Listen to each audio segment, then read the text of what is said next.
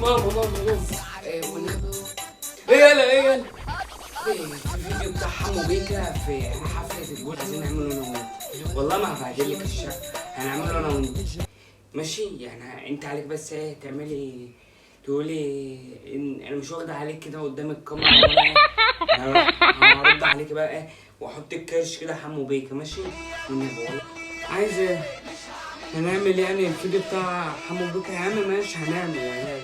بس لو الشقه اتبهدلت هخليك ترمي الزباله. اقسم والله ما بهدل الشقه اتبهدلت هرقعك بالشبشب عليا. بس اعمل بالسلك كده ماشي ماشي. يلا يا عم هنعمل الفيديو انا موافق. بس والله يا ماما لو بهدلت الشقه هترمي الزباله. لا الشبشب هيتكلم مش هقول تاني. يلا ارمي الزباله تمام.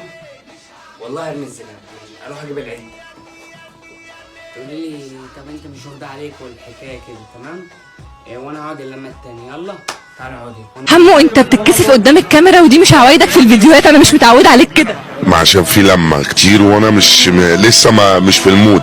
يعني تدوني 5 دقايق كده وهروق على كل الناس. انا بخلص هنا وجاي ثواني. بهدلك في الولاد انا دخلت المطبخ وخرجت. ايه ده وايه ده وايه ده وايه ده وايه ده. يا رب بقى يا رب ياخدني بقى. انت كنت بتقولي لو انا بديت الشقه تاخد الزباله. هاخد الزباله. خد الزباله ويلا انزل ارميها.